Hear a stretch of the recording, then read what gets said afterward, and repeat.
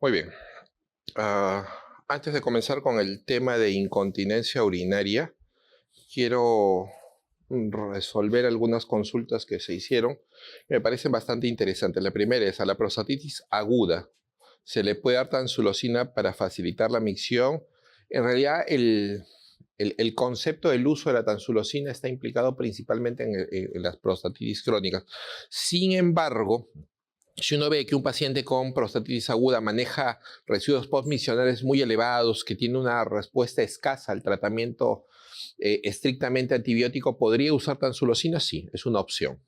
La siguiente pregunta. En un centro de salud, por un médico general, ¿se puede realizar talla vesical o tendría implicancias médico-legales? A veces los hospitales de referencia con especialistas están a muchas horas. Bueno, esto lo hemos sufrido todos los que hemos hecho el SERUM, ¿no? Y lo concreto está en que como medida inicial o como medida de emergencia de un paciente que tiene globo vesical,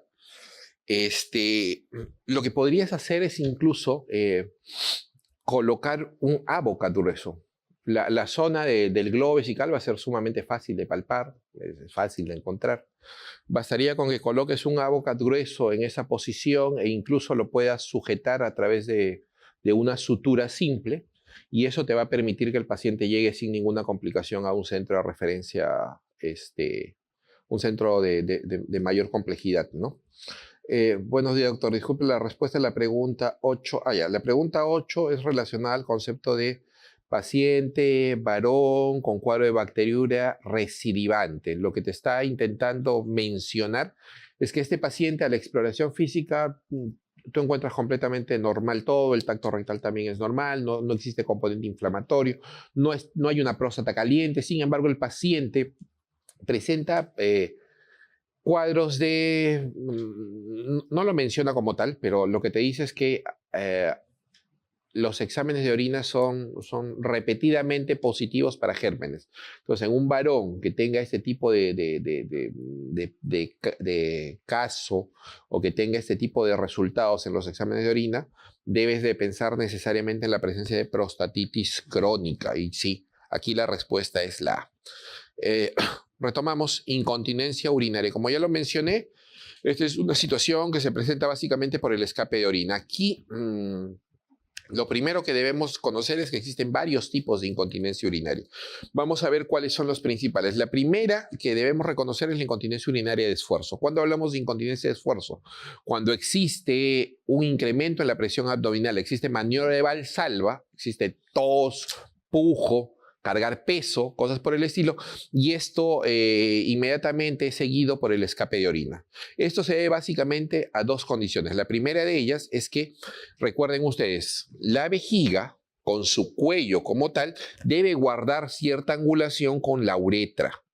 Si esta angulación se pierde porque la vejiga se cae, o porque la uretra resulta ser muy móvil, esto va a facilitar que la presión abdominal predomine sobre la presión del tracto urinario, y es aquí cuando se va a presentar la pérdida de orina. Eso es incontinencia urinaria de esfuerzo. ¿Por qué es que podría la vejiga perder su posición? Esto básicamente se debe al hecho de que el piso pélvico pierde la fuerza, pierde la tonicidad adecuada, y eso trae como consecuencia que la vejiga se mueva demasiado, pierda su posición inicial. O la otra es que la uretra comience a moverse demasiado. Esto sobre todo se ve en el concepto de intervención quirúrgica, en la cual la uretra se acorta. Eso, en el contexto del paciente varón, es bastante frecuente cuando es sometido a tratamientos quirúrgicos prostáticos. Entonces, el tratamiento correcto para un paciente con incontinencia urinaria de esfuerzo es, primero, debo reconocer cuál es el factor que está condicionando la pérdida de la posición de la vejiga o la hipermovilidad uretral. Si es un paciente que tiene mucho peso, lo indicado sería hacerle perder peso. Si es un paciente tosedor crónico, debería ser controlar el proceso tusígeno.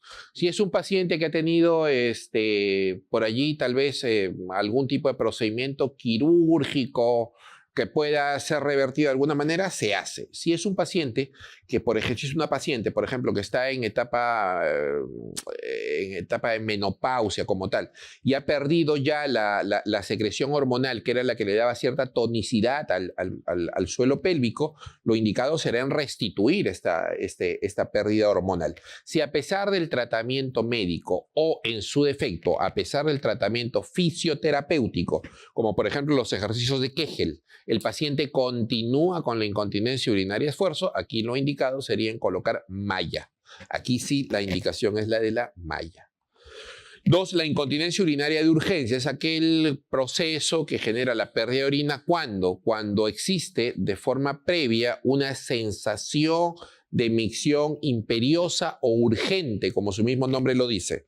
Yo tengo deseo de orinar, tengo que correr inmediatamente al baño porque si no, acto seguido, si me demoro, ¿qué es lo que va a suceder? Voy a perder orina. Eso lo que se busca controlar la incontinencia de urgencia. Y eso sobre todo se debe a ¿qué cosa? A irritación extrema de la mucosa de la vejiga o del músculo detrusor. ¿Cómo controlamos este tipo de incontinencia de urgencia acá? Sí, bueno, si el problema es básicamente una irritación extrema de los componentes de la pared vesical, lo que tenemos que hacer es relajar esa pared de vejiga. ¿Y cómo lo hacemos? Lo hacemos mediante la administración de anticolinérgicos. El inconveniente principal con los anticolinérgicos es que no están exenta de efectos adversos, como son, por ejemplo, sequedad bucal, alteración de la visión o del enfoque visual, cefalea o estreñimiento. Si damos mucho de este medicamento, esos son los inconvenientes que vamos a encontrar. El 30 al 40% de todos los procesos de incontinencia urinaria están explicados básicamente por la conjunción de estos dos elementos, incontinencia de urgencia, así como también incontinencia de esfuerzo. El tratamiento, lo que hay que hacer es tratar cada una de las incontinencias por separado. La incontinencia continua, aquí esto sí requiere un poquito más de tiempo para la explicación, es aquel concepto de pérdida de orina de manera permanente. Hasta ahorita, tanto la incontinencia de urgencia, la incontinencia de esfuerzo y la incontinencia mixta se da usualmente cuando la vejiga está llena. O sea, el paciente siente que la vejiga está llena.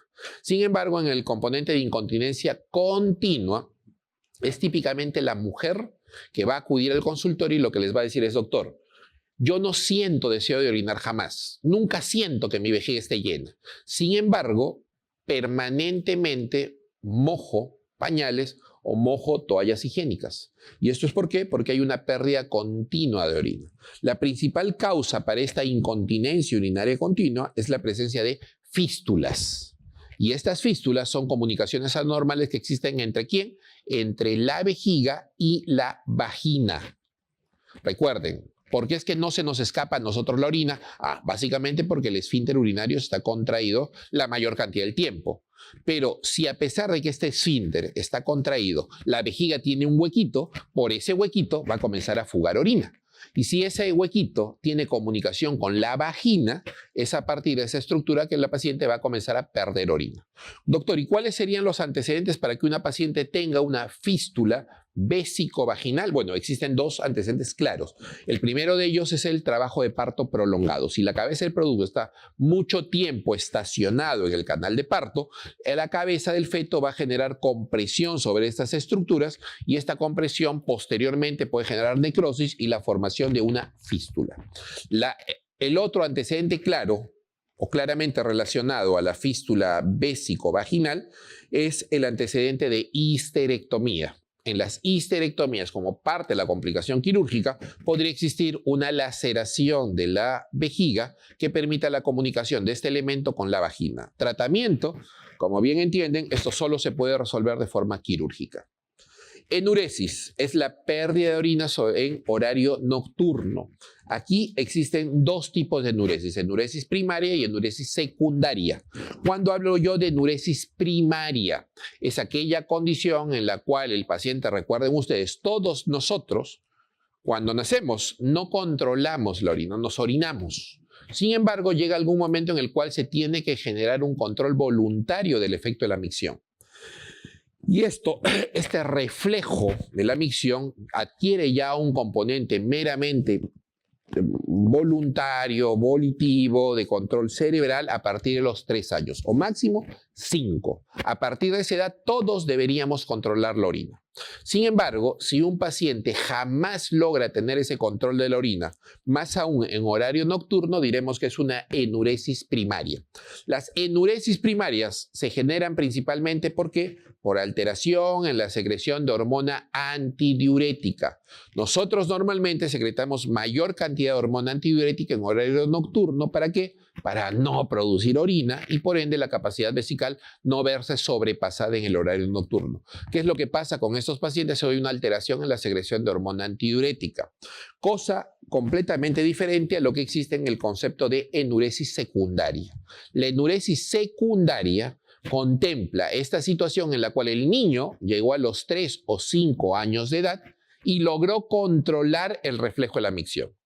Ya el niño controla esfínteres, no se orina en la cama, sin embargo, presenta un efecto o un evento catastrófico, emocional, como por ejemplo un divorcio de padres, y a partir de ese momento comienza nuevamente a orinarse en la cama.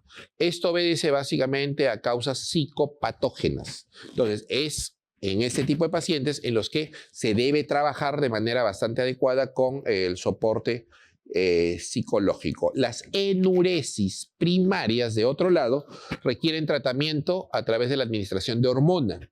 Si uno les da hormona a estos pacientes, mejoran bastante bien y cuando uno suspende el medicamento, otra vez vuelven con el inconveniente de la enuresis.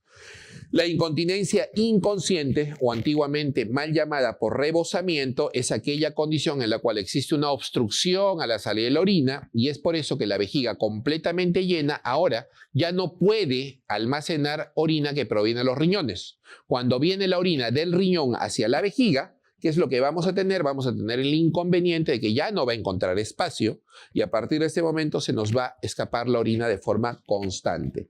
¿En quién suele verse esto? En el paciente prostático. Lo opero o soluciono el problema de la próstata y la incontinencia desaparece. Factores de riesgo. Aquí el género, la edad, la etnia, el peso, la paridad o el número de partos. Factores uroginecológicos son los que están implicados principalmente en la etiopatogenia de esta enfermedad. El diagnóstico es eminentemente clínico, pero puede soportarse a través de pruebas complementarias como por ejemplo la urodinamia. Esto es lo que necesito que entiendan. A ver, el concepto de reflejo de micción está abocado básicamente por lo siguiente. Cuando yo tengo un paciente, niño, que todavía no ha hecho control de esfínteres urinarios, llena vejiga, inmediatamente esta percepción es captada a través de los nervios, es interpretada a nivel de los núcleos que se encuentran en la zona medular e inmediatamente se genera una respuesta. Esta respuesta va a consistir en la apertura del esfínter urinario externo y la contracción de vejiga. Sin embargo, cuando nosotros ya logramos mantener este control de manera voluntaria, estos núcleos van a estar ahora bajo el control de la actividad cerebral y sobre todo del núcleo central de la micción. Este núcleo central de la micción se va a encontrar en la zona pontina, en el puente. Por eso es que a partir de los 3 o 5 años, todo acto miccional debe ir precedido de la respuesta interpretativa, ya sea del cerebro o del núcleo de micción. Aquí lo que necesito que recuerden es lo siguiente. Miren, cuando nosotros tenemos respuesta para el evento de la micción, tenemos 3 núcleos principales. Uno es el núcleo simpático, que se va a encontrar básicamente a nivel de la dorsal 10 hasta la lumbar 2. También tenemos aquí al núcleo parasimpático. Esta se va a encontrar a nivel de la segunda a la cuarta vértebra sacra. Y tenemos de otro lado al núcleo somático, que se va a encontrar a nivel de S3. ¿Qué acción genera cada uno de ellos? Aquí debemos de recordar lo siguiente. El núcleo parasimpático es el que se va a encargar principalmente de la contracción de la musculatura vesical. Cuando yo estoy relajado, yo estoy en condiciones óptimas, me encuentro en un sitio donde se me permita la micción, el parasimpático va a emitir a través del nervio pélvico señales que van a desencadenar finalmente la contracción del músculo detrusor. Y si el músculo detrusor se contrae, eso va a permitir la salida de la orina. De otro lado, a nivel del núcleo simpático expresado por el nervio hipogástrico y cuya actividad final se genera a través de la secreción de noradrenalina, lo que va a generar es esto, la actividad simpática en la vejiga, lo que genera básicamente es relajación del cuerpo de la vejiga y contracción del esfínter urinario interno. Ese cuello de la vejiga se contrae ¿cuándo? Cuando existen cantidades abundantes de adrenalina o noradrenalina. Imagínense ustedes, en este momento comienza a haber un temblor fuerte. ¿Qué es lo que va a haber? Va a haber gran cantidad de secreción de adrenalina en su cuerpo y eso va a condicionar que la vejiga se relaje y el cuello de vejiga se contraiga. Esa es la actividad simpática. De otro lado, como ya se los mencioné en su momento, si bien es cierto, existe un esfínter urinario interno que está expresado básicamente por la parte final de las fibras del músculo detrusor, este no es un esfínter urinario competente. Apenas la vejiga comience a llenarse, comience a dilatarse, este cuello de vejiga se va a aperturar y lo que va a traer consigo es salida de orina. ¿Por qué es que la orina no se escapa completamente? Por la contracción del esfínter urinario externo. ¿Quién se encarga de mantener el esfínter urinario externo completamente cerrado? Es por indicación del núcleo somático, el cual emite su señal a través del nervio pudendo. Recuerden bien, la actividad parasimpática, cuando yo estoy relajado, puedo orinar y es por ello que mi vejiga se contrae. Cuando yo estoy excitado, lo que predomina es la actividad simpática, mi vejiga se relaja y el cuello de vejiga se contrae para no orinar. Y la preponderancia o la actividad, en todo caso, del nervio somático permite la contracción del esfínter urinario externo. Ahora, interpretemos eso clínicamente. Cuando yo tengo una lesión vértebro-medular, lo que va a aparecer básicamente es una disrupción en la actividad del parasimpático. ¿Qué es lo que yo voy a tener? Voy a tener una vejiga que, como cualquier otro órgano, va a seguir cumpliendo su función de recepcionar orina. El riñón no se altera, sigue produciendo orina. Los uréteres llevan la orina hacia la vejiga se encarga de almacenar el líquido, pero sin embargo pierde la sensibilidad y pierde su capacidad de contracción. Es aquí cuando yo voy a tener vejigas neurogénicas. ¿Cuál es el principal inconveniente de la vejiga neurogénica? Que va a seguir almacenando orina cada vez con mayor cantidad, pero al perder la sensibilidad, yo no voy a ir al baño, es más, no voy a poder ni siquiera expulsar orina, y este incremento de la presión dentro de la vejiga me va a traer finalmente daño renal irreversible. La hidroureteronefrosis bilateral es la condición que va a permitir precisamente el fracaso del órgano renal. Conclusión, para pacientes que tienen traumatismo vértebro-medulares que van a cursar con vejigas neurogénicas, el tratamiento correcto es la colocación de sonda Foley a permanencia o, si yo quiero evitar infecciones urinarias producto de esta colocación de sonda Foley permanente, lo que podría hacer es plantear la posibilidad de cateterismo vesical intermitente limpio. La otra situación es la que genera la alteración del núcleo simpático. Si yo tengo alteración del núcleo simpático, lo que voy a tener es una vejiga hiperactiva. Ahora mi vejiga se va a comportar de una manera alocada. Apenas llegue una gota de orina hacia la vejiga inmediatamente me va a hacer correr al baño para intentar desfogarla con intención de generar tranquilidad al órgano vesical. Tratamiento correcto para estas vejigas hiperactivas es la administración de anticolinérgicos. Cuando existe alteración del núcleo somático, aquí lo que podemos encontrar es esta condición que se llama disinergia esfínter detrusor. ¿Qué significa eso? Ahora, nadie controla el núcleo somático.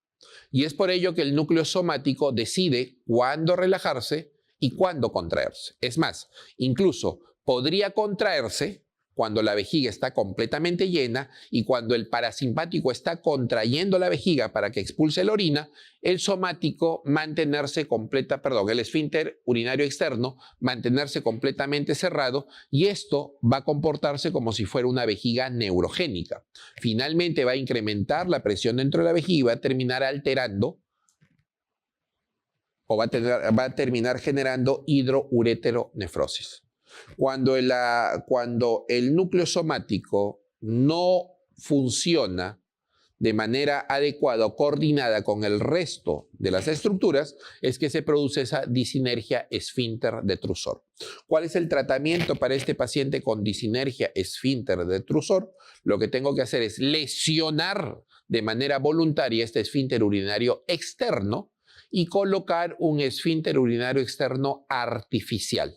Un esfínter que el paciente con el tiempo aprende a maniobrar, aprende a relajar cuando ya tiene que ir al baño.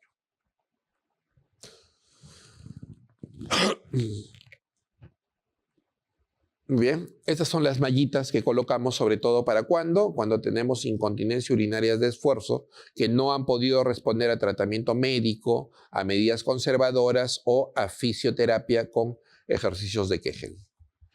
¿Cuál de las siguientes patologías cursa con capacidad vesical incrementada? A ver, una vejiga después de una operación es más pequeña, eso es cierto. Infecciones vesicales, como por ejemplo tuberculosis, me van a permitir tener vejigas más pequeñas, microvejigas se llama. Cistitis intersticial es un componente inflamatorio inmunológico que va a generar cicatrización extrema, vejiga más pequeña. Pacientes que están, por ejemplo, en diálisis ya no producen tanta orina y la vejiga se vuelve más pequeña, vejiga desfuncionalizada. Todos aquellos pacientes con vejiga neurogénica, debido a que pierde la sensibilidad de la vejiga, van a tener vejigas mucho más grandes. Respuesta correcta, vejiga neurogénica. 25. Ante un paciente con dolor en el costado y el que solo le aparece cuando orina, ¿qué cosa es lo que deben pensar? Yo voy al baño, comienzo a orinar e inmediatamente mi vejiga comienza a contraerse. ¿Qué es lo que va a pasar? Parte de ese contenido que estaba en la orina va a refluir a través del uréter hasta llegar al riñón. Y esto puede generar dilatación del uréter o dilatación de la pelvis. Esto se conoce como reflujo vésico-ureteral. Niña de 2 años diagnosticada con reflujo vésico-ureteral unilateral de grado 2, es decir, el reflujo solo llega hasta la pelvis y los cálices, pero no los dilata. La morfología de las papilas renales es completamente normal.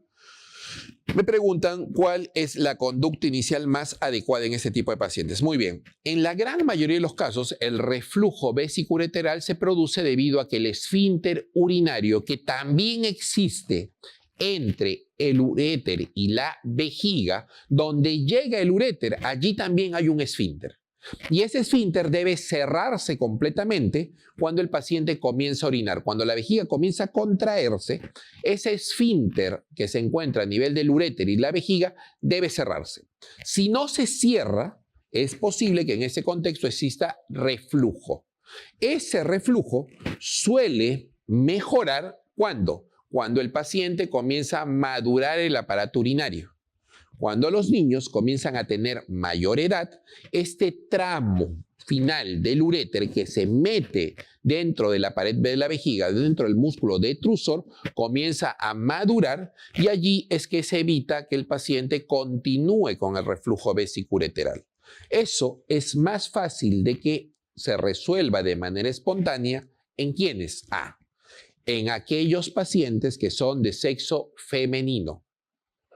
En aquellos pacientes en los cuales el reflujo todavía se presenta dentro de los 2 primeros años de edad. En aquellos pacientes que no tienen reflujo bilateral, es decir, existe compromiso de solo un lado. y en aquellos pacientes en los cuales los grados de reflujo son 1, 2 o 3. De otro lado, aquellos pacientes varones mayores de 2 años, en los cuales el reflujo sea de forma bilateral o que exista reflujo de alto grado, 4 o 5, es probable que eso no suela resolverse de manera espontánea y requieran alguna medida en cuanto a tratamiento quirúrgico. Esta es una niña de 2 años con reflujo bajo y en el cual se presenta solo de un lado, sin alteración morfológica de las papilas renales. ¿Qué cosa vamos a hacer? Simplemente observarla. Urolitiasis, esto es algo bastante frecuente en cuanto a preguntas del examen de residentado y vamos a ir rápidamente a desarrollar. Urolitiasis es fácil de explicarlo, es la concreción mineral o de matriz que se genera dentro de la vía urinaria. Lo concreto está en que es una alteración que suele presentarse de manera bastante frecuente, sobre todo en población en etapa económicamente activa. Suele afectar sobre todo a población que trabaja y ese es el principal inconveniente. El otro inconveniente principal que genera urolitiasis es que es una enfermedad altamente recurrente. El 80% de los pacientes que van a tener cálculo de la vía urinaria van a volver a presentar un cuadro similar en un lapso de aproximadamente 8 a 10 años. ¿Está bien? Los factores de riesgo para desarrollar cálculo en la vía urinaria son los siguientes. Si yo logro encontrar que existe más de 200 miligramos de calcio en orina de 24 horas, ese es un factor de riesgo para que mi paciente desarrolle cálculos hacia futuro. Si yo logro encontrar que existe más de 800 miligramos de ácido úrico en orina de 24 horas, ese es otro factor de riesgo.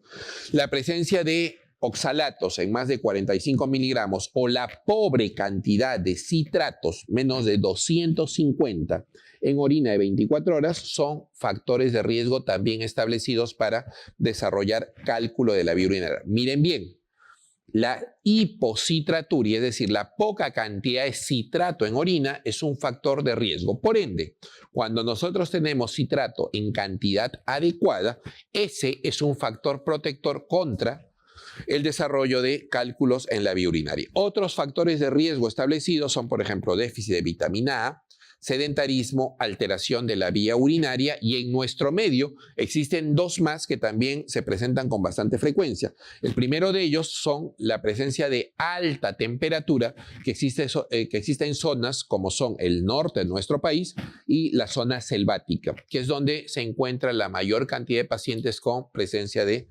urolitiasis. Y la siguiente es la presencia de agua con alta cantidad de minerales, que es la que normalmente tenemos en nuestro medio. La etiología, el 80% de los casos obedece a cálculos de naturaleza cálcica y solo el 20% no expresa componente calcio dentro de su contenido. En cuanto a los cálculos de calcio, existen múltiples causas por las cuales se pueden formar.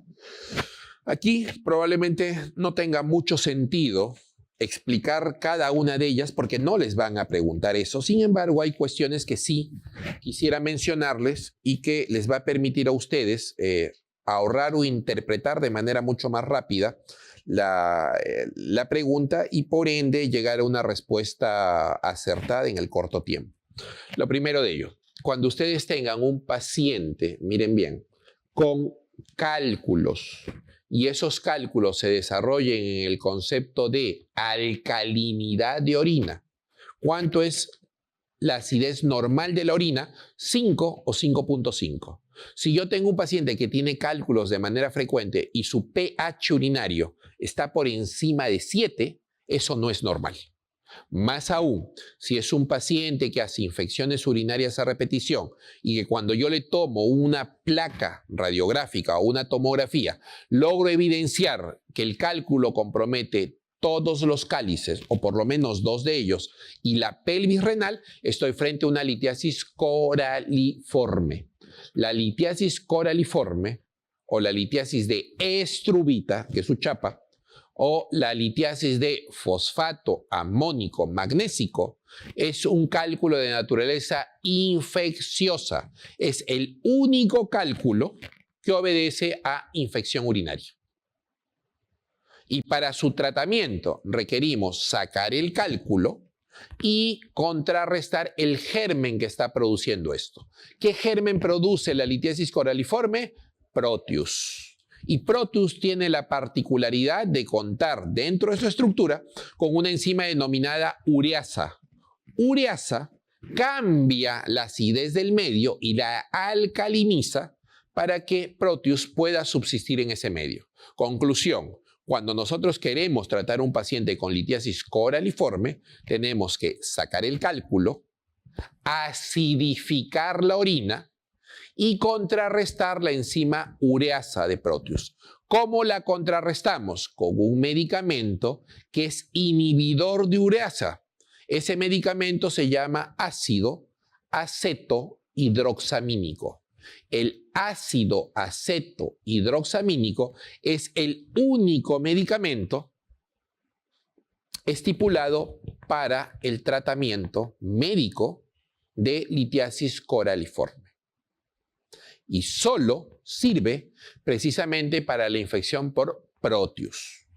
La otra condición que deben recordar ustedes es, así como el cálculo que se genera en el contexto de alcalinidad urinaria pertenece a Proteus, los cálculos que se generan en el contexto de acidez extrema, mucha acidez en la orina, suelen obedecer a cálculos de naturaleza de ácido úrico. En el contexto del tratamiento de los pacientes con cálculo de ácido úrico, valdría la pena hacer lo contrario, alcalinizar la orina. Doctor, perfecto. Entonces, para los cálculos de Proteus, acidifico orina. Para los cálculos de ácido úrico, alcalinizo orina. La variación de la acidez del pH urinario, ¿me sirve para tratar cálculo? Sí, pero en casos muy escasos. Lamentablemente, la mayoría de cálculos van a ser a expensas de oxalato de calcio. Y oxalato de calcio, lamentablemente, no tiene variación alguna con el cambio de acidez urinaria. Por ende, la técnica de la variación de la acidez urinaria no es una técnica que les permita tratar la mayoría de recidiva de urolitiasis. El otro concepto que también deben recordar es cuando tengan un paciente que tenga cálculos y estos cálculos se den en el contexto de un paciente que tenga alteración morfológica o funcional del tracto urinario, tienen que pensar en la posibilidad de cálculos de oxalato. ¿Qué es lo que pasa? El oxalato normalmente es un elemento que existe dentro del lumen del intestino. Y ese oxalato debe ir absorbiéndose de forma progresiva, pero cuando se quela con el calcio ya no puede ser absorbido. Entonces, mientras más tiempo permanezca el oxalato en el intestino, mayor probabilidad que se pegue al calcio y por ende menor la absorción del elemento. Cuando yo tengo un paciente con síndrome de intestino irritable, en el cual el peristaltismo es muy rápido, o un paciente con síndrome de intestino corto, es aquí en esta situación en el que el tiempo en el cual el oxalato permanece dentro del intestino es corto y se absorbe con mayor facilidad. Es por eso que estos pacientes suelen cursar con cálculos de oxalato. Recuérdenlo bien. Cólico nefrítico, en cuanto a la clínica, es bastante fácil de poder saber o poder discernir cuando un paciente tiene una litiasis urinaria. El dolor del cálculo es tan similar al dolor del parto en la mujer. Es exactamente igual o tiene la misma intensidad. Ahora, con respecto a la sintomatología, esta va a depender sobre todo de la zona o la posición en la que se ubique el cálculo. Entonces, cuando yo tengo cálculos que se encuentran en la posición alta, la sintomatología va a ser dolor en la fosa lumbar, que migra rápidamente hacia la porción anterior y de allí se dirige hacia el testículo del mismo lado. Y esto ya lo expliqué en su momento, debido a que en algún momento el testículo y el riñón compartieron inervación nerviosa en la etapa intrauterina. El sitio de estrechez aquí es la juntura ureteropiélica. Cuando el cálculo se encuentra por encima de la juntura ureteropiélica, la sintomatología es la que ya les mencioné. El primer sitio de estrechez fisiológica es la juntura ureteropiélica. Cuando el cálculo siga progresando, va a entrar a nivel del uréter medio. Y aquí, básicamente, la sintomatología dolorosa va a persistir, pero adicional a ello, y debido a que esta porción del uréter está muy cerca de la capa peritoneal y por ende de las asas intestinales, aquí va a haber irritación del peritoneo y de los intestinos. El paciente suele cursar con náuseas, suele cursar con vómitos, puede haber ilio y si el cálculo está en el lado derecho, suele parecerse el cuadro mucho a una apendicitis. Si está en el lado izquierdo, suele parecerse mucho a una diverticulitis. ¿Está bien? Esto se genera cuando el cálculo todavía no ha sobrepasado el segundo sitio de estrechez fisiológica. Y ese segundo sitio de estrechez fisiológica viene explicado por la superposición de los vasos ilíacos sobre el uréter sobre el vaso ilíaco. El uréter pasa por encima. Es por eso que se genera este sitio de estrechez fisiológica, superposición del uréter sobre la vasculatura ilíaca.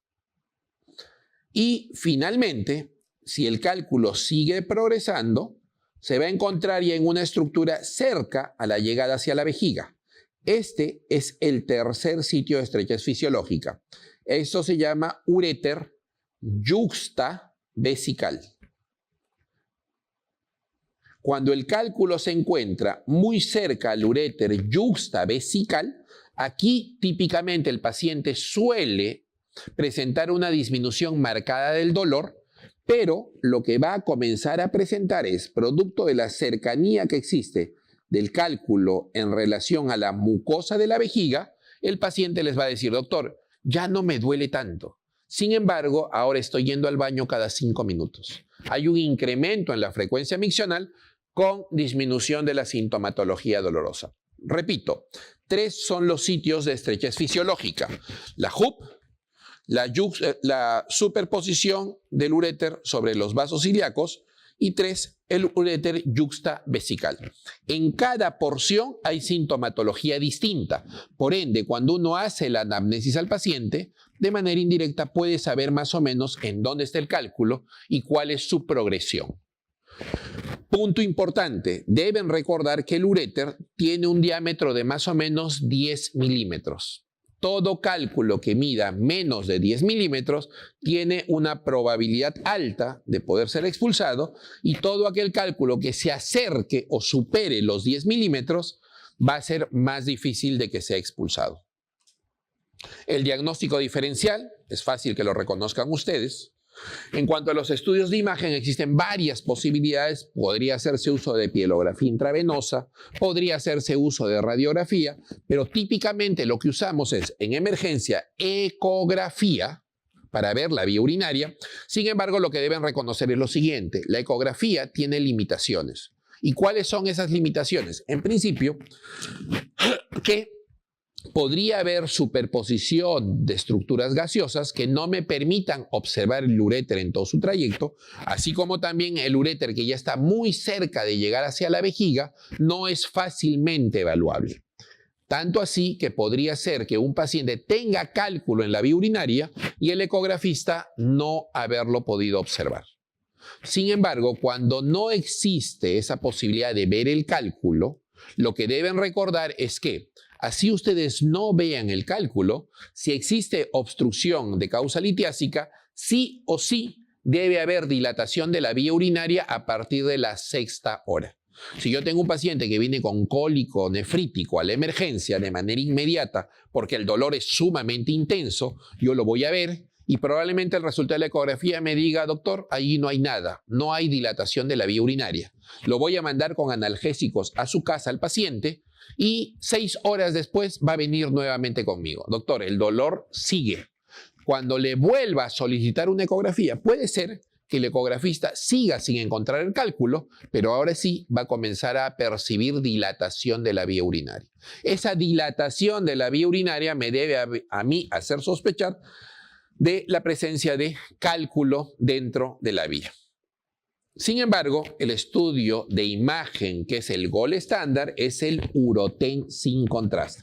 La tomografía sin contraste me permite a mí evaluar la posición correcta del cálculo, el número de cálculos, ver si existe anomalía de la vía urinaria que no permita la progresión del mismo, y lo más importante de todo es que es el único examen que me permite a mí definir la dureza del cálculo. Eso lo voy a explicar más adelante, pero para práctico se dice que un cálculo es blando si tiene menos de 1000 unidades Hounsfield. Menos de 1000 UHs significa que el cálculo es blando. Más de 1000 UHs significa que ese cálculo es duro. Y eso es importantísimo para poder determinar el tratamiento que se le va a instaurar. Ecografía en la cual, como les mencioné, se puede ver incluso la dilatación de la vía urinaria, y en los casos en los que logre observarse el cálculo va a verse la sombra acústica posterior. Los estudios de radiografía o pielografía en los cuales se va a poder visualizar el contraste dentro de la estructura urinaria van a permitir observar nivel de estasis urinaria, así como también presencia de cálculos. En una radiografía simple también podría observarse el cálculo siempre y cuando este sea mayor de 3 milímetros y de otro lado tenga consistencia cálcica. La tomografía me permite visualizar cálculo en la misma densidad que el hueso y poder evaluar la presencia de los mismos a lo largo de todo el tracto urinario. Objetivos terapéuticos. Cuando yo tengo un paciente que acude a la emergencia por dolor cólico, lo primero que tengo que evaluar es la presencia de dolor. Él viene por dolor. Entonces, por ende, lo primero que debo hacer es calmar el mismo. Calmo el dolor. La emergencia consiste en atenuar o desaparecer el dolor. Punto número 2. Confirmo el diagnóstico. 3. Determino si este paciente tiene criterios de gravedad o no para recibir tratamiento inmediato para desobstruir la vía urinaria. Y 4.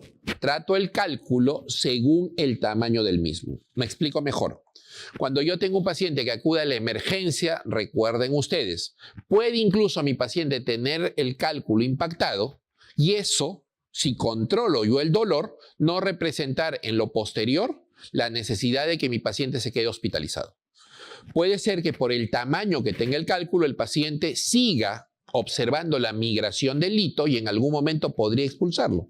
Es más, incluso podría ser que el cálculo sea grande, pero deben recordar que existen mecanismos de compensación del riñón que van a permitir poder controlar el dolor o poder controlar o evitar el fracaso renal durante las siguientes 6 semanas. Doctor, mi paciente está completamente obstruido, pero si tú calmas el dolor, ese paciente puede ser sometido dentro de los siguientes días a un tratamiento terapéutico adecuado. Aquí, lo primero que deben recordar es que cuando yo tengo un paciente con cólico renal, lo primero que deben de hacer es restringir líquido. No deben darle mucho líquido, porque si tú le das mucha agua, esa agua finalmente se va a terminar convirtiendo en orina y cuando salga del riñón hacia el uréter va a encontrar dificultad para el pasaje y eso va a dilatar más el uréter y el riñón y va a exacerbar el dolor. Entonces, el primer analgésico que debe ser administrado son los AINES. Doctor, ¿y por qué AINES? Básicamente por 2 efectos. El primero, su rápida respuesta como medicamento analgésico. Y la segunda es que los AINES van a generar a nivel de los vasos renales vasoconstricción. Si un AINES genera vasoconstricción, eso va a hacer que la sangre llegue con menor cantidad al riñón y por ende se produzca menos orina. Si se produce menos orina, eso debe calmar de manera adecuada el dolor. Si esto no calma el dolor, el siguiente medicamento que deben administrar son los opiáceos. Los opiáceos administrados de forma conjunta a los AINES deben manejar el dolor de forma adecuada dentro de las 12 o 24 horas posteriores a la administración del mismo. Medicamentos que no han demostrado efecto benéfico alguno a la cabeza, los antiespasmódicos. Segundo, los corticoides tampoco han mejorado el tratamiento del cólico renal. Opiáceos, tramadol, codeína, deben recordar, si alguno de ustedes revisa exámenes internacionales, en algún momento una de las alternativas fue el propoxifeno, hace muchos años atrás, pero actualmente este medicamento ya no se encuentra en el mercado debido a problemas cardiológicos que generó. Acto seguido, logro controlar el proceso doloroso de mi paciente y ahora sí debo confirmar el diagnóstico. Esto lo puedo hacer a través de un estudio ecográfico simple o a través de una tomografía sin contraste. Cuando digo yo, oye, este paciente no va a ir a su casa con tratamiento, debe de quedarse hospitalizado o debe procederse a un tratamiento de desobstrucción urinaria inmediata. ¿En quién, por ejemplo? Aquel paciente que a pesar de haber recibido tratamiento adecuado, no remite la intensidad o la frecuencia del dolor. Debe quedarse hospitalizado. Aquel paciente que es monorreno, obviamente no lo voy a mandar a su casa, ese paciente tengo que desobstruirlo inmediatamente. Aquel paciente que esté cursando con anuria, ya sea porque tenga un solo riñón o porque tenga urolitiasis en ambos uréteres. Paciente que curse ya con insuficiencia renal debe de quedarse hospitalizado. Paciente que tenga criterios de intolerancia al manejo con tratamiento oral o pacientes debilitados o con enfermedades crónicas. El tratamiento debe definirse según el tamaño del cálculo. Como ya se los mencioné, el tubito por donde tiene que salir la piedra mide 10 milímetros. Si tengo un cálculo que tenga menos de 4 milímetros, es lo que conocemos como microlitiasis, lo más seguro es que ese cálculo sea expulsado dentro de las 2 siguientes semanas. Posibilidad de que el paciente expulse el cálculo hasta 90%. De 5 a 8 milímetros es posible que este tiempo sea un poco más largo, pero también existe una posibilidad hasta del 50% que expulse el cálculo. Para aquellos cálculos que tengan más de 9 milímetros, o peor aún, más de 10, la posibilidad de que este cálculo sea expulsado es menor al 10%. Estos pacientes son los que idealmente deben ser programados para tratamientos quirúrgicos. El tratamiento quirúrgico en primera instancia depende del tamaño y de la dureza del cálculo. Si yo tengo un cálculo que mide menos de 20 milímetros o menos de 2 centímetros y cuya consistencia es la de una piedra blanda, es decir, tiene menos de 1000 UHs, aquí diré que esto es una piedra blanda que debe ir a litotricia extracorpórea. ¿Qué significa litotricia extracorpórea? Significa acostar a mi paciente en una camilla, a través de la misma emitir ondas de choque y estas ondas lo que van a hacer es desintegrar la piedra. Acto seguido mi paciente comenzará a expulsar arenilla. Recuerden bien, indicación para LEOCH o litotricia extracorpórea son cálculo menor de 2 centímetros y menos de 1000 unidades Hansfield. Complicaciones posibles. Esto se presenta en general para la mayoría para todos los pacientes que van a ser sometidos a tratamiento quirúrgico por cálculos. Solo el hecho de movilizar la piedra va a significar que toda la carga bacteriana que se encuentra dentro de la misma sea liberada y podría generar infección urinaria o sepsis. ¿Es una posibilidad? Sí, y hay que explicarla al paciente. 2. Si la cantidad de cálculos que se desintegra es muy abundante, puede ser que todo este cascajo, esta arenilla, sea una cantidad muy abundante y la misma va a impregnarse a lo largo de todo el uréter. Esto resulta ser un evento catastrófico. Es lo que en urología conocemos como calle litiásica. Antes tenía un calculito que estaba impregnado solo en un segmento del uréter, ahora tengo todo el uréter lleno de cascajo y con componente inflamatorio asociado. ¿Cuál es el tratamiento para una calle litiásica? Debo de generar una derivación urinaria mientras el uréter va botando poquito por poquito el cascajo o toda esa cantidad de arenilla. Puede haber, dependiendo de la intensidad que se imprima a la máquina, hematomas subcapsulares renales. Puede ser que si los cálculos están muy cerca, ya sea a la cabeza del páncreas, en el contexto de cálculo de riñón del lado derecho, o hacia la cola del mismo, en el contexto de cálculo en el riñón izquierdo, se produzca pancreatitis. O si los cálculos están ubicados en los polos superiores del riñón, podría haber neumonitis. ¿Cuáles son las contraindicaciones? Y eso es lo que ya se les preguntó en su momento. Las contraindicaciones, nunca debo yo plantear LeOch en los siguientes casos.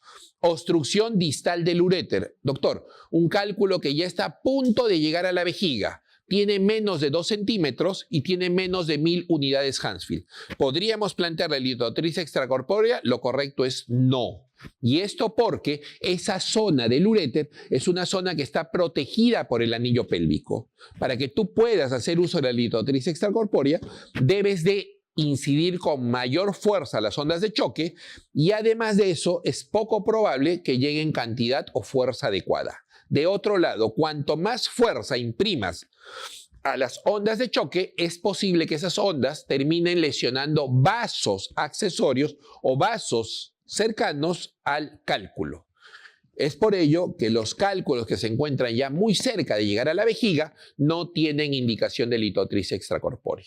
¿Qué otra más? Coagulopatías, periodo de gestación, calcificaciones de aorta que están muy cerca al uréter. Si tú le haces litotricia extracorpórea vas a romper el cálculo, pero también vas a romper la aorta. Arterias renales accesorias cercanas al cálculo. Aquí está completamente contraindicado el uso de litotricia extracorpórea. ¿En cuál? Ya. Cuando no hay indicación de hacer litotricia extracorpórea, existen otras alternativas. Esta, por ejemplo, es una ureterorenoscopía o litotricia intracorpórea. Ahora ya no voy a hacer uso de las ondas de choque y lo que voy a hacer es introducirme dentro del paciente para romper o fragmentar la piedra de manera directa. Mirando en dónde está la piedra es que voy a proceder a su desintegración. ¿Cuál es la indicación para litotricia intracorpórea? Muy bien, debe ser cálculos menor de 2 centímetros, pero ahora pueden ser cálculos más duros, más de 1000 unidades Hounsfield. Incluso los cálculos que se encuentran en el uréter distal, el uréter que ya está a punto de llegar a la vejiga, deben ser sometidos a litotricia intracorpórea. ¿Qué es lo que hago? Voy a ingresar por la uretra, llego a la vejiga, asciendo por el uréter que está implicado en el problema y de manera visual, cuando ya tengo la piedra al frente, puedo fragmentarla, puedo romperla por láser, por litotricia neumática y los fragmentos los voy sacando uno por uno. Esto es lo que se conoce como litotricia intracorpórea. Doctor, ¿y qué pasaría si el cálculo ahora no tiene problemas en cuanto a su densidad, sino en cuanto al tamaño? Usted me ha dicho que la LeOch o la litotricia intracorpórea es para cálculos menores de 2 centímetros. Pero si tuviéramos, por ejemplo, un cálculo coraliforme, estos son cálculos que de lejos sobrepasan los 2 centímetros de tamaño. Entonces, en ese caso, lo que hay que hacer es un procedimiento que se denomina nefrolitotricia o nefrolitotomía percutánea o conocida como NLP. La NLP consiste en hacerle un huequito a la parte posterior del riñón y a través de esa área comenzar a dilatar el orificio. Es así que inicialmente entramos con una agujita que tiene más o menos como diámetro la punta de este lápiz y al término de la dilatación terminamos con un orificio que tiene más o menos este tamaño. Y por ese huequito ahora introducimos un aparatito especial que va a tener un mecanismo de fragmentación de cálculos, va a tener un sistema de irrigación para ir lavando, para ir viendo toda la zona de la operación y va a tener una camarita. Es así que yo voy a comenzar a sacar ahora fragmentos grandes de cálculo. Este procedimiento se llama NLP. Doctor, Y si, por ejemplo, no he solucionado el problema del cálculo con LeOch, no lo he podido solucionar con litotricia intracorpórea, o no lo he podido solucionar con NLP, bueno, existe ahora siempre ha existido, se usa la cada vez menos usada cirugía convencional.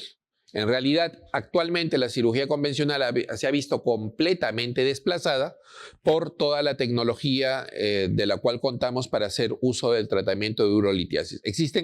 Sobre lo que les he mencionado, existen múltiples aparatos, múltiple instrumental, múltiples mecanismos de fragmentación, existe el láser ultrasónico, existen un montón de aparatos con los cuales nosotros podemos dar uso para resolver tratamientos o problemas de urolitiasis, tanto así que la posibilidad de cirugía convencional prácticamente está desplazada. 27.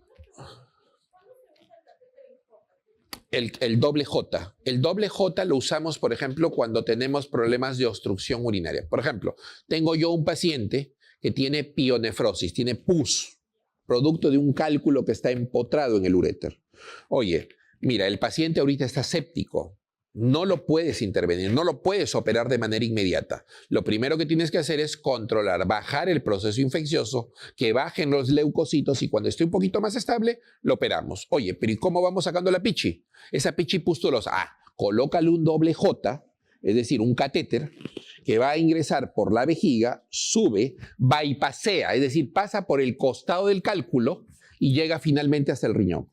Ese catéter me sirve para drenar la orina pustulosa y una vez que el paciente esté estable, allí es que puedo ya intervenirlo de manera quirúrgica. ¿En qué otro paciente me sirve? Oye, mira, este paciente en el cual yo veo que tiene una gran carga litiásica, tiene gran cantidad de cálculo y es posible que después del procedimiento quirúrgico que le vamos a hacer, quede gran cantidad de cascajo y ese cascajo me podría producir calle litiásica. Oye, asegurémonos que la picha al menos baje. Entonces, coloquémosle un doble J.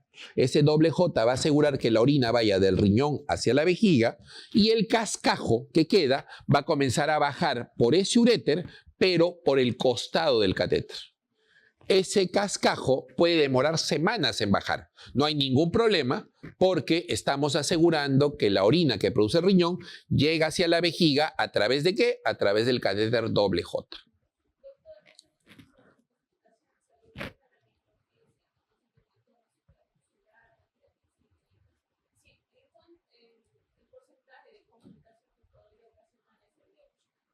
La LeOch es variable en realidad, depende de varias cosas.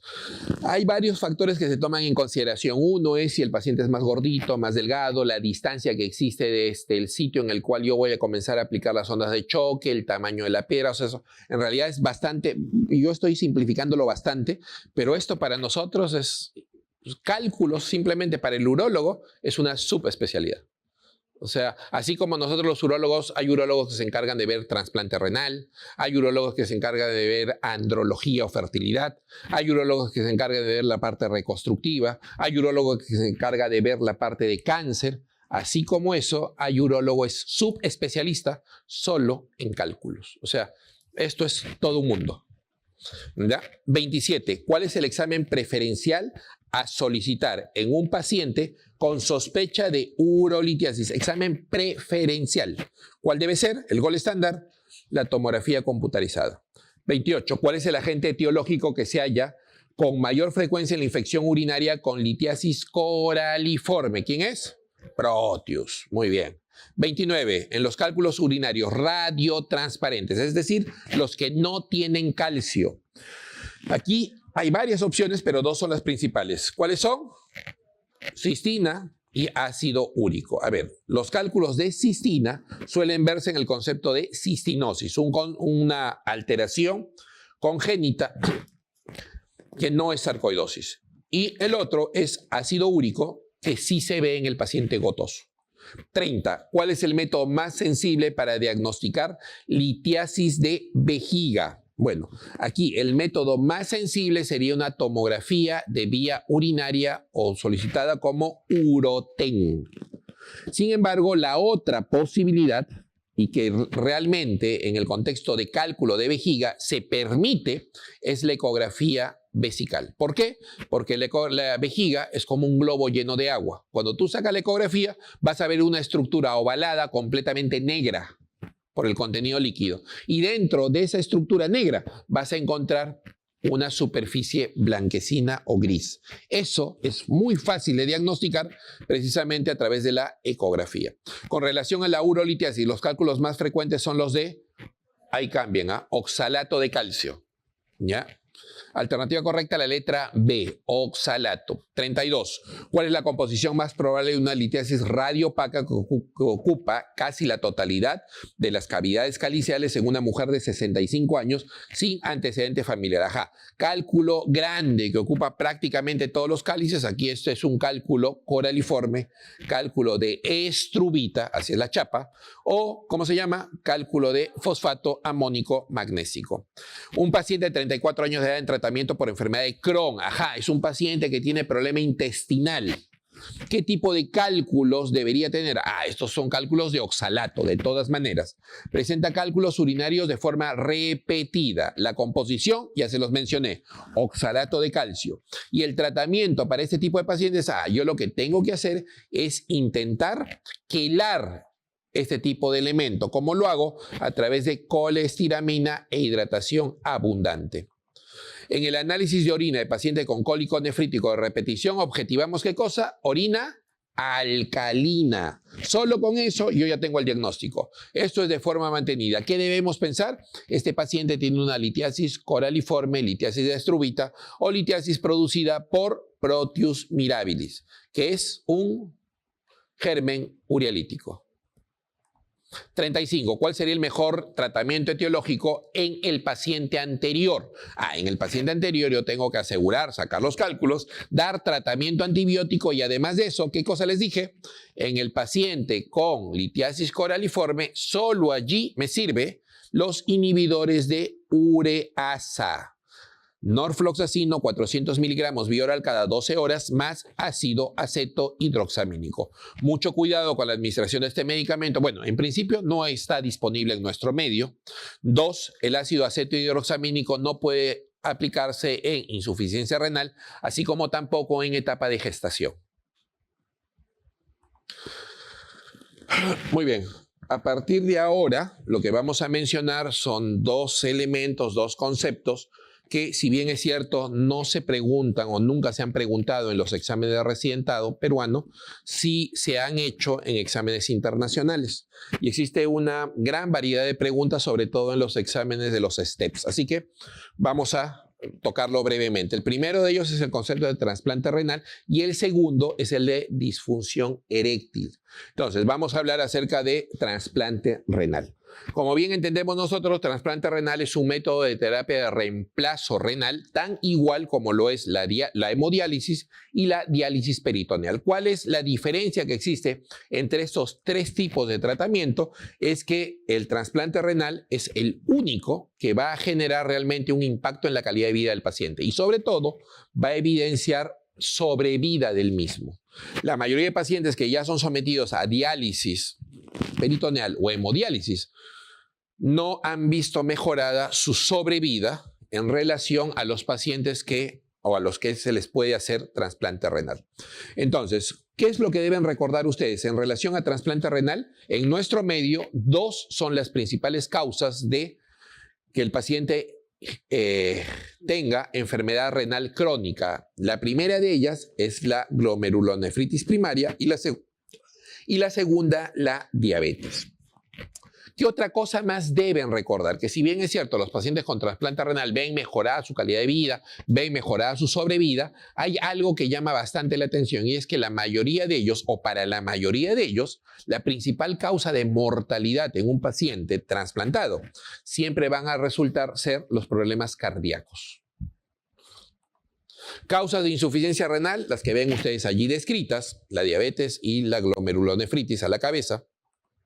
De otro lado, vamos a comenzar a evaluar ciertos elementos.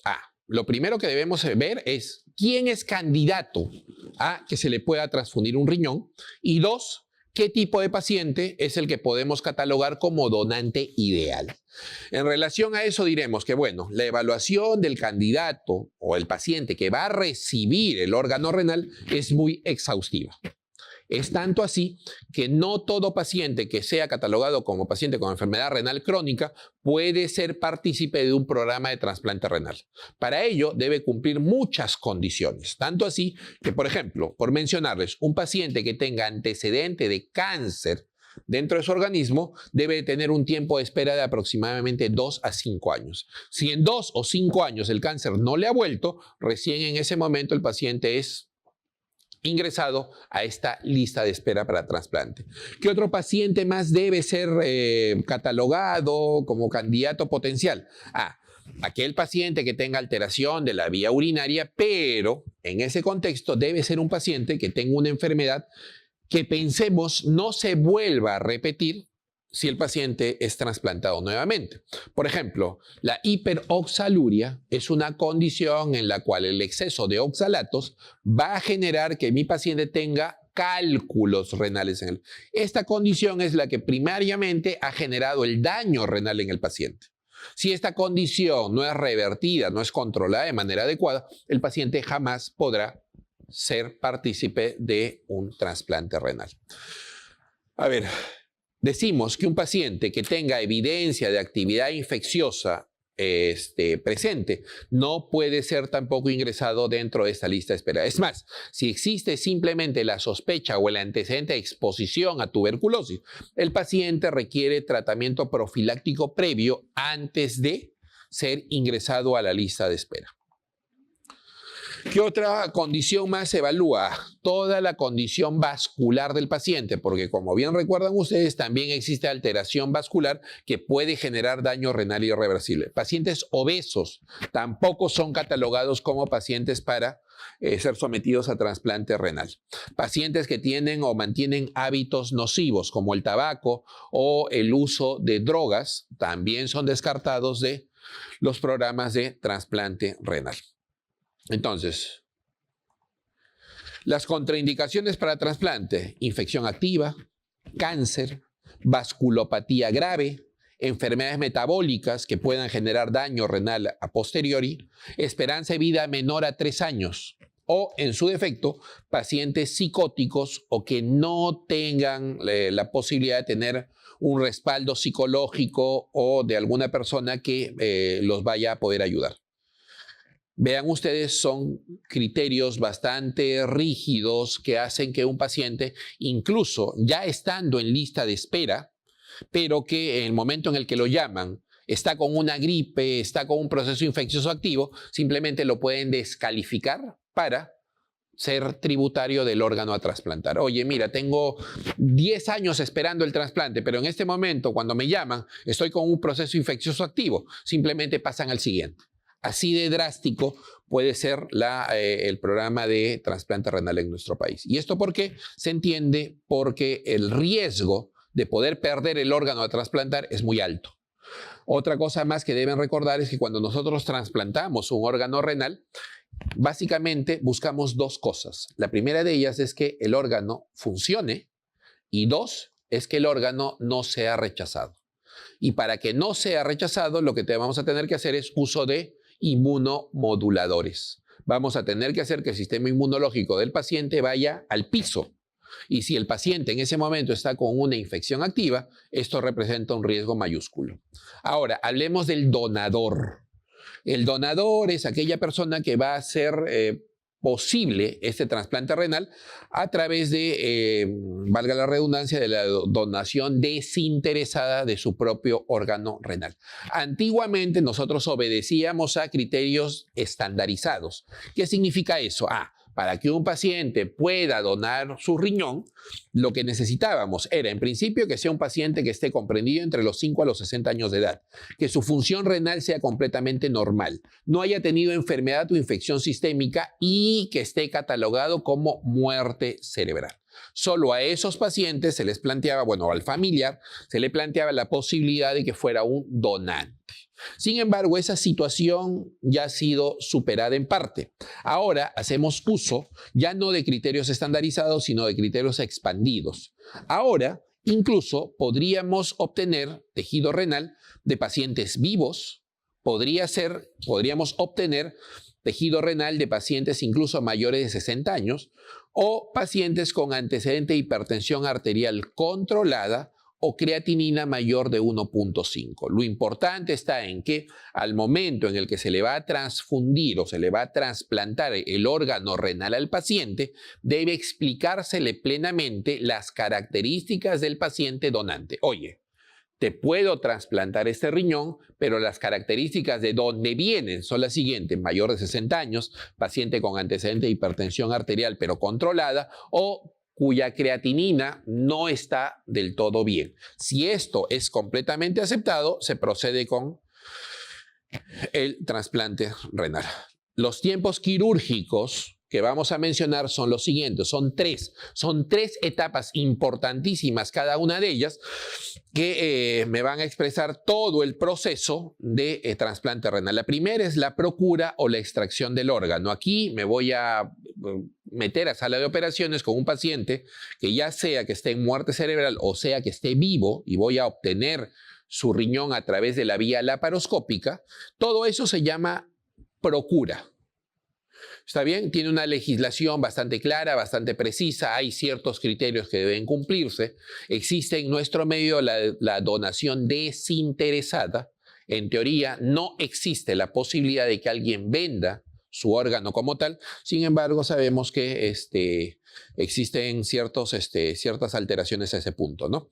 Dos, el otro es el conocido trabajo de banco. ¿Qué significa eso? Tengo un equipo que está en mesa sacando el órgano. Una vez que he logrado sacar el riñón, inmediatamente se lo voy a dar a un médico que se encuentra a mi piecera, a la piecera del paciente. Inmediatamente. Este médico de lo que se va a encargar es de preparar los vasitos, de preparar el uréter, de sacarle la grasita al riñón, prepararlo completamente para que una vez que el trabajo de banco culmine, es un trabajo inmediato, muy preciso, este órgano sea inmiscuido en una sustancia de preservación extracorpórea.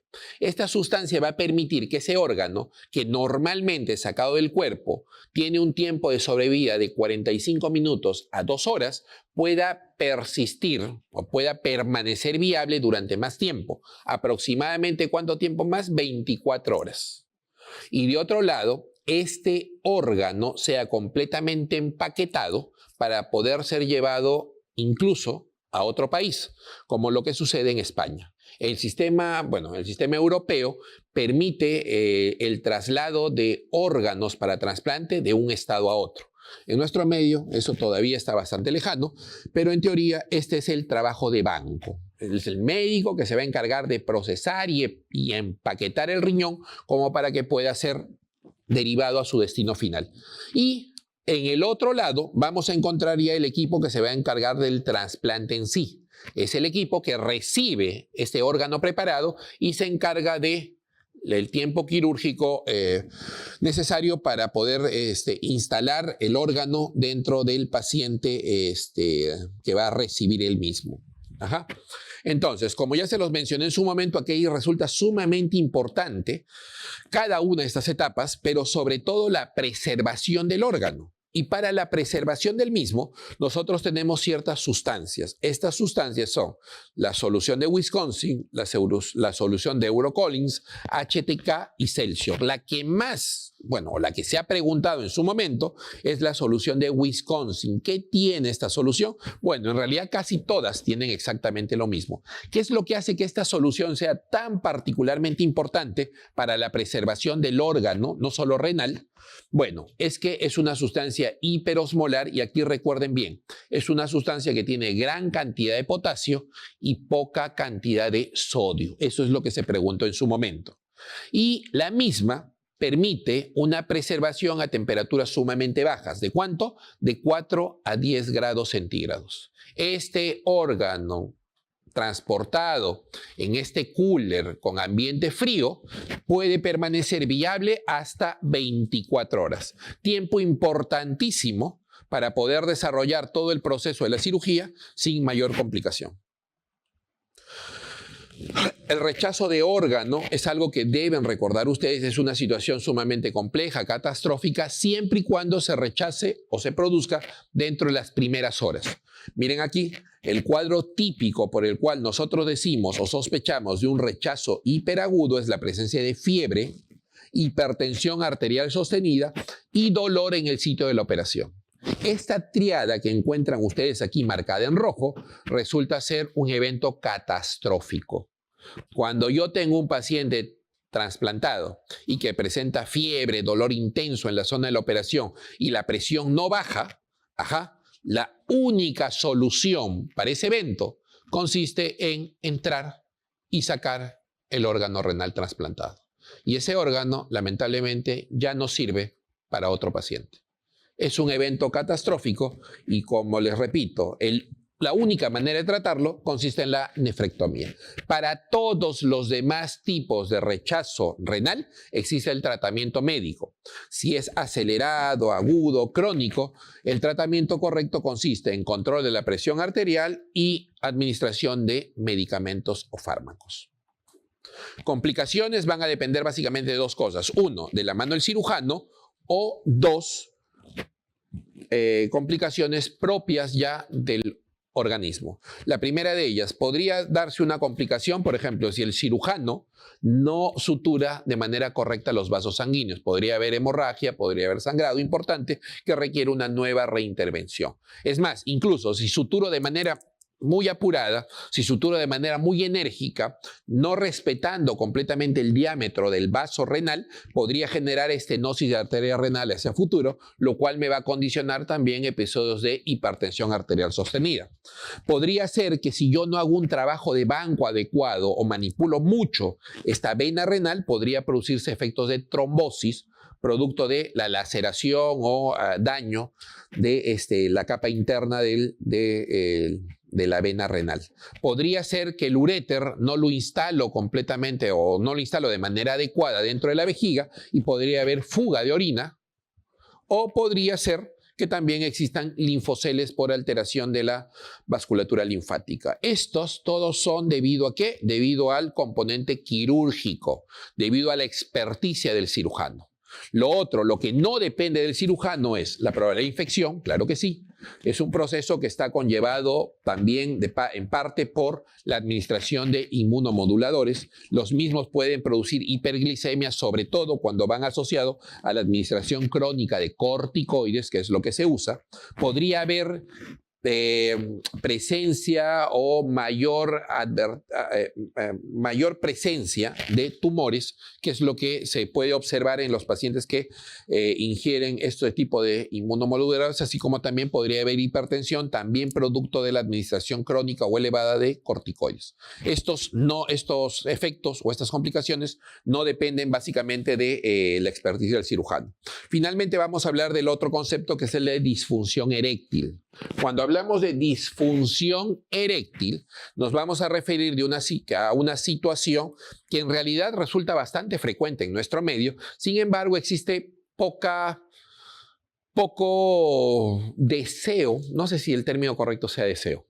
Tal vez existe mucha vergüenza por parte del paciente para poder consultar respecto a este punto. El primer consejo que les puedo dar es, cada vez que ustedes evalúen un paciente masculino que acude a la consulta aquejando problemas urológicos o de cualquier índole y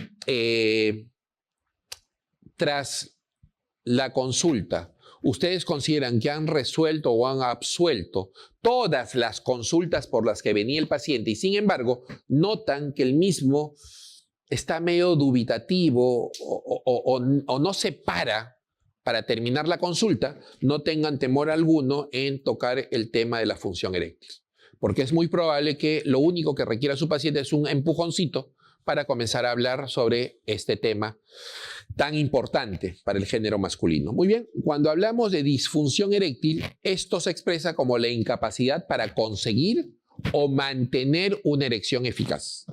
Y este tiene un tiempo prudencial. Si va más allá de los 3 meses, diremos que sí, ya es un problema como tal, pero menos de ese tiempo podría tratarse tal vez de otro tipo de inconvenientes, problemas con la pareja, problemas económicos, situaciones de estrés que ameritan o que no ameritan la evaluación por el especialista. Pero si esta situación es sostenida por más allá de 3 meses, debemos pensar fuertemente en el concepto de disfunción eréctil.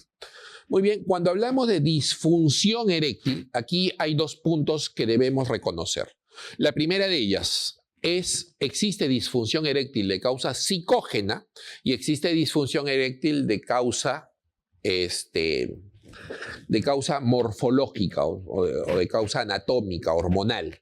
¿Está bien? Cuando hablamos de disfunción eréctil psicógena, es aquel paciente que tiene dificultad para tener una erección adecuada para poder culminar el acto sexual, pero esta situación no suele ser permanente. Cuando hablamos de disfunción eréctil de causa orgánica, aquí esta es una situación más permanente, más compleja de manejar y probablemente para ustedes la manera más sencilla de poder discernir si están frente a una disfunción eréctil de causa psicógena o disfunción eréctil de causa orgánica es simplemente haciendo 2 consultas bastante sencillas. La primera de ellas, a pesar de que pueda resultar, bueno, tal vez un poco machista la pregunta o un poco inadecuada de abordar, deben hacerla. La primera es consultar sobre la posibilidad de que el paciente mantenga actividad sexual extramatrimonial. Si el paciente les dice, mire, sí, doctor, yo tengo problemas para mantener actividad sexual con mi pareja, sin embargo, tengo otra pareja sexual con la que no expreso este tipo de inconvenientes, con ella no tengo ningún inconveniente, no tengo ningún problema, debe quedar claro la posibilidad de que estén ustedes frente a una disfunción eréctil de causa psicógena. Es posible que existan problemas de índole matrimonial con la pareja y esto está explicando el por qué el hombre no funciona bien con la esposa. La otra posibilidad, si esta respuesta es negativa, no doctor, yo la verdad es que no tengo ningún tipo de relación extramatrimonial, no podría darles información. La siguiente pregunta que deben hacer es con respecto a las erecciones matutinas. Nosotros conocemos que en el contexto del varón la principal cantidad de secreción de testosterona se da en el horario nocturno y durante las primeras horas de la madrugada. Es por eso que muchas veces nosotros los varones nos levantamos en la mañana para ir a orinar y cuando nos percatamos el pene está completamente erecto. Esto es completamente normal, no tiene por qué generar ningún tipo de alteración, pero si mi paciente me dice, doctor, sí, me he percatado que cuando me levanto en la mañana el pene está erecto, pero cuando quiero mantener actividad sexual no puedo, esto nuevamente nos indica que estamos frente a una disfunción eréctil de causa psicógena.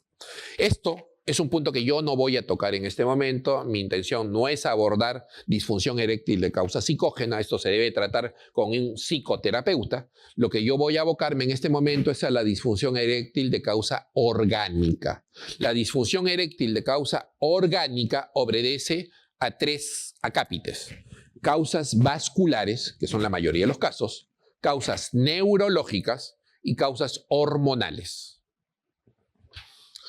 Los factores de riesgo para desarrollar este tipo de alteración son principalmente la edad, la presencia de diabetes, enfermedad cardiovascular, tabaco, fármacos psicotrópicos, antidepresivos o depresión en sí.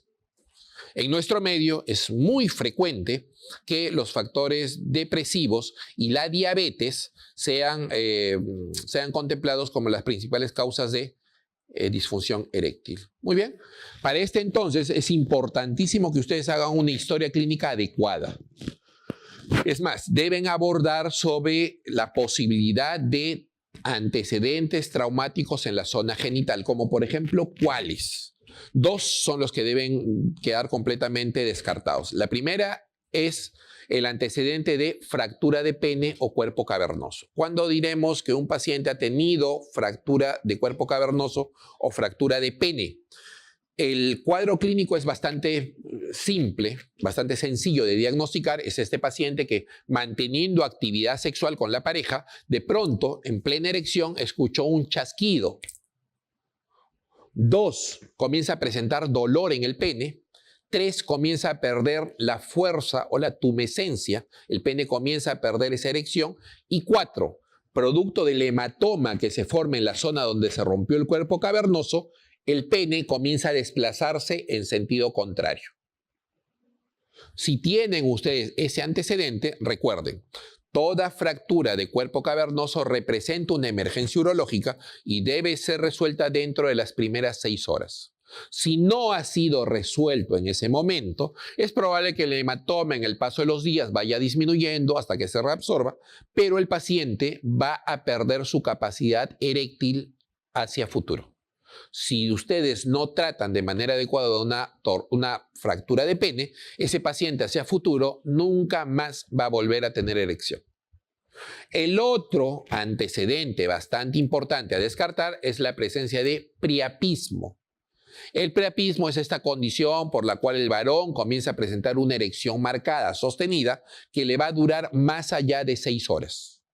Doctor, me tomé mi Viagra, mi sildenafilo, presenté erección, pero luego, después de la actividad sexual, ya el pene no volvió a caerse, ya se mantuvo firme desde ese momento, comencé a presentar dolor, el pene se me comenzaba a poner medio morado y yo lo dejé así.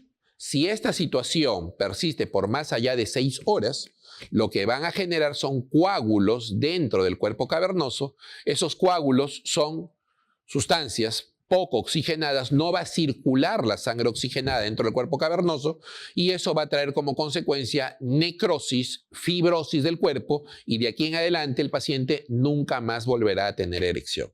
Esos son 2 puntos importantísimos que deben descartar en pacientes con cuadro de disfunción eréctil.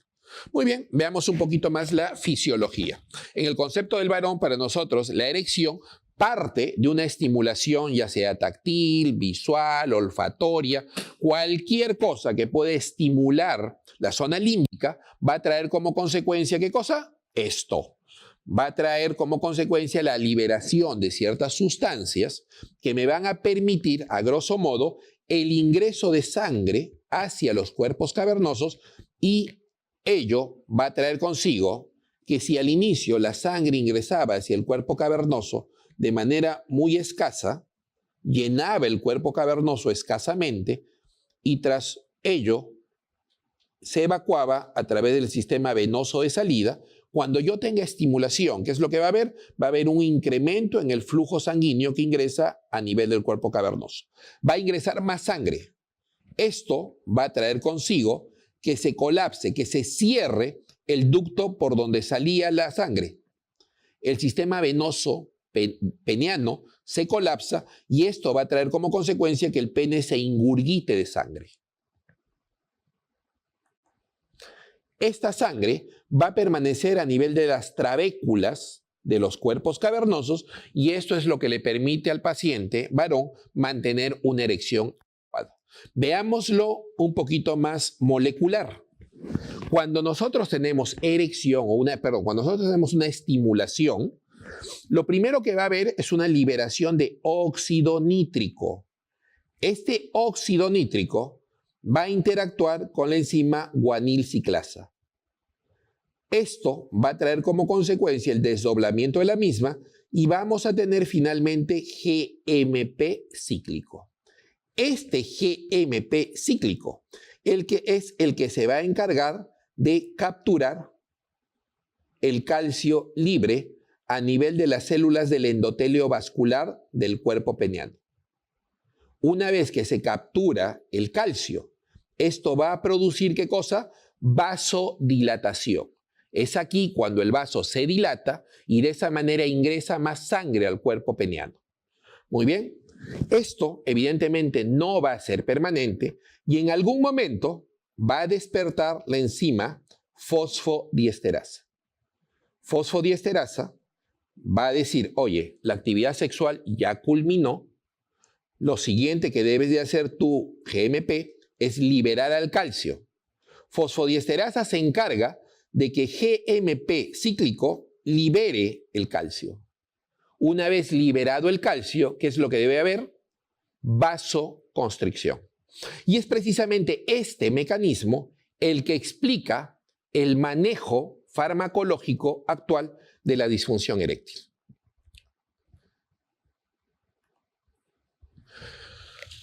Antes del año 1998, todos los médicos que atendíamos pacientes con disfunción eréctil, cuando venía el paciente y nos contaba sus problemas en la consulta, lo único que podíamos hacer era mirarlo a los ojos, abrazarlo fuertemente y ponernos a llorar con él, porque no había un tratamiento adecuado para la disfunción eréctil.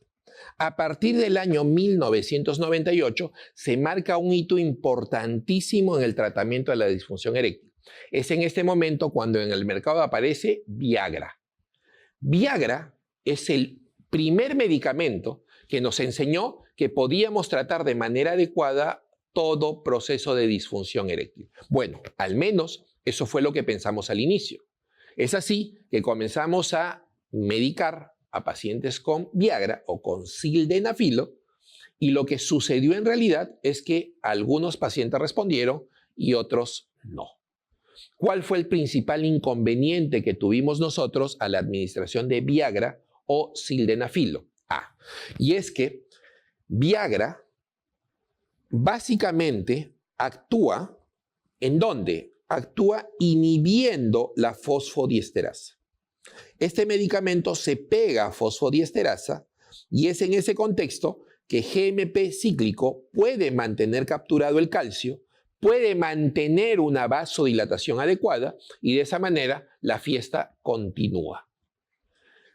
¿Qué es lo que hacía sildenafilo? Bueno, una vez que se pega a fosfodiesterasa, no la deja actuar. Sin embargo, el principal inconveniente, y es algo que no previnimos en su inicio, es que este medicamento tiene ciertas condiciones que lo inactivan. ¿Cuáles son, por ejemplo? 1. La administración conjunta con alcohol o con alimento en el estómago. Es decir, si tú tenías la idea de sacar a tu pareja a bailar, a comer, tomarse un par de tragos antes de disfrutar, y luego te tomabas el Viagra, la gran sorpresa era que cuando ya estabas en el ring de las 4 perillas, el medicamento no funcionaba. Es decir, te hacía pasar un papelón. Esto ahora lo conocemos como tal. ¿Cuáles son los inconvenientes adicionales que presentaba sildenafilo? Fuera de ello, sildenafilo comenzaba a presentar rubicundez facial. Toda la cara se te ponía roja. Podía haber erección del pelo, sudoración, rinorrea, cefalea, producto de hipertensión arterial. Y estos eran los mecanismos o efectos secundarios que se solían ver con sildenafilo. A la fecha, estos efectos adversos han sido manejados en cierta medida con medicación mucho más reciente, con medicación mucho más potente y mejor controlada. Aquí tenemos 2 medicamentos a la cabeza. Uno es vardenafilo y el otro es tadalafilo. Estos medicamentos son conocidos como medicamentos o drogas del fin de semana. ¿Por qué? Porque si bien es cierto, sildenafilo solo duraba de 4 a 6 horas, tenía múltiples inconvenientes con la administración conjunta, con alimento y con alcohol, esta medicación nueva que es tadalafilo y vardenafilo prácticamente han dejado en el olvido esos efectos adversos. En principio, con tadalafilo y con vardenafilo no vas a tener tanta rubicundez facial, no va a haber tanta rinorrea, no va a haber tanta cefalea, y eso hace que el medicamento sea mejor tolerado. Pero aparte de ello, tadalafilo y vardenafilo ahora no solamente duran 4 o 6 horas. Tadalafilo o vardenafilo tranquilamente te duran de 48 a 72 horas. Es decir, te lo tomas el viernes y con el medicamento pasas tranquilo todo el fin de semana.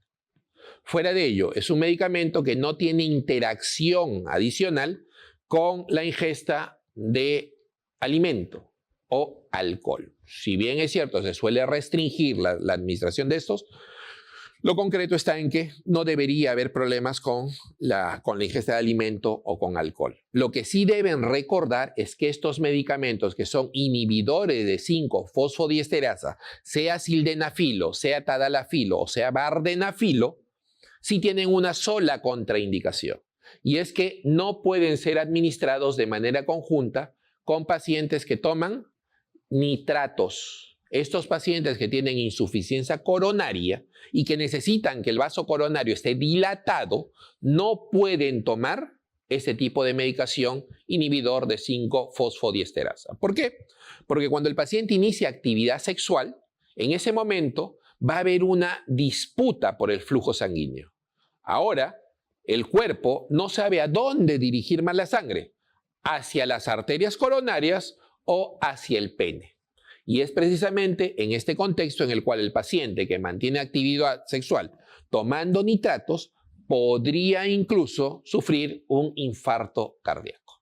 Es la única indicación o la única contraindicación para tomar este tipo de medicación. A la fecha, nosotros podemos tener pacientes que no respondan de manera adecuada incluso a estos medicamentos. Los inhibidores de 5-fosfodiesterasa representan el primer escalón en todo el tratamiento que tenemos para la disfunción eréctil. Si no funciona este tipo de medicación, podemos hacer uso de otros tipos de medicamentos, como por ejemplo las drogas o terapias intracavernosas. Mira, el medicamento tomado por la boca no te funcionó. Tengo otras opciones para ti. Podríamos meter un gel a través de la uretra del pene o podríamos incluso colocarte ampollas en el pene. Esta droga de administración intracavernosa, en algún momento el paciente aprende a manejarlas bien y es un método de tratamiento adicional a la ingesta de inhibidores de 5-fosfodiesterasa. ¿Cuáles son los inconvenientes? Bueno, uno, es que la administración intracavernosa puede generar dolor, puede generar hematomas. Adicional a ello, debemos asegurarnos que el paciente esté completamente educado con respecto a la limpieza que tiene que darse en el sitio de la inyección. Pero otro inconveniente adicional que existe, sobre todo con este tipo de terapias, es la posibilidad de que el paciente presente priapismo.